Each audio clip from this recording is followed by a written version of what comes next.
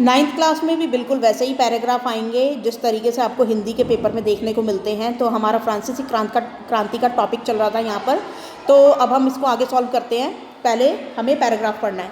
France की जनसंख्या सन 1715 में 2.3 करोड़ थी, जो कि सन 1789 में कितनी हो गई थी? 2.8 करोड़। ठीक है, तो 5 करोड़ एक तरीके से बढ़ गई थी 15 से लेकर 89 के बीच में। ठीक है, जनसंख्या। परिणामतः अनाज उत्पादन की तुलना में उसकी मांग काफ़ी तेज़ बढ़ गई थी।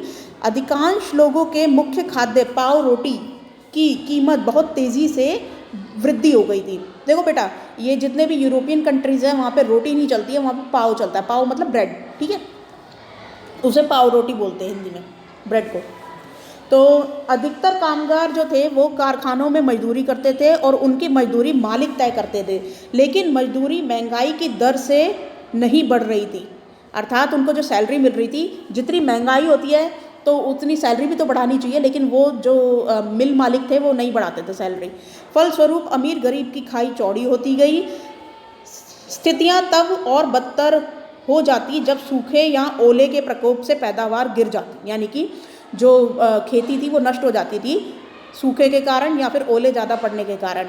इससे रोजी रोटी का संकट पैदा हो जाता था। ऐसे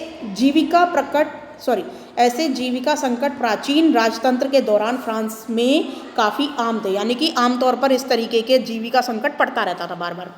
तो अब फर्स्ट क्वेश्चन देखिए कि 1789 में कितनी जनसंख्या हो गई थी? तो वो थी 2.8 करोड़। तो इसमें तो आंसर है ही नहीं भाई, 2.8 का ऑप्शन ही नहीं है इसमें। फ्रांस की जनसंख्या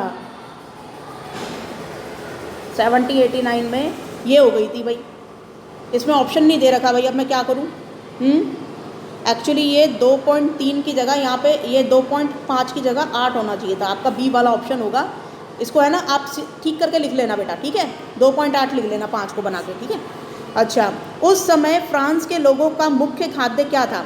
तो उस समय फ्रांस के लोगों का मुख्य खाद्य जो था पाव रोटी था। अभी हमने पढ़ा पाव रोटी।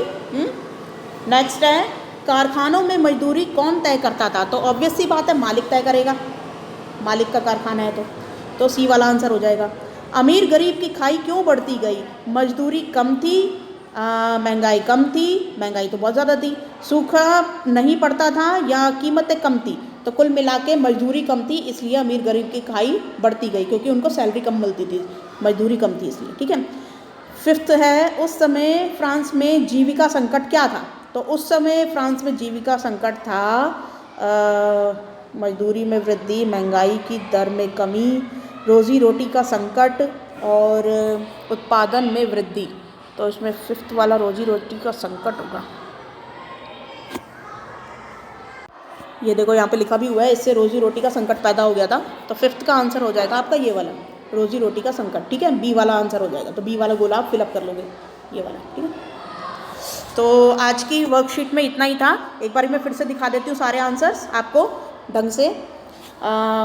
फर्स्ट वाले का हो जाएगा बी आपको, लेकिन यहाँ पर ऑप्शन चेंज करना होगा, 2.8 लिखना होगा, इन्होंने 5 लिख दिया गलती से। ठीक है, ऐसे ही यहाँ पर हो जाएगा पाव रोटी सेकंड वाले में, डी वाला ऑप्शन।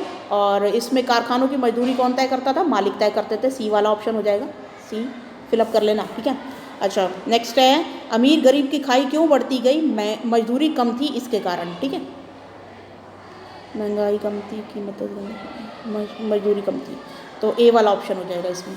और फिफ्थ का हो जाएगा रोजी रोटी का संकट हो गया था वहाँ पे, तो ये वाला हो जाएगा इस तरीके से, बी वाला आपका आंसर हो जाएगा। तो आज की वर्कशीट में फ़िलहाल इतना ही था। Thank you.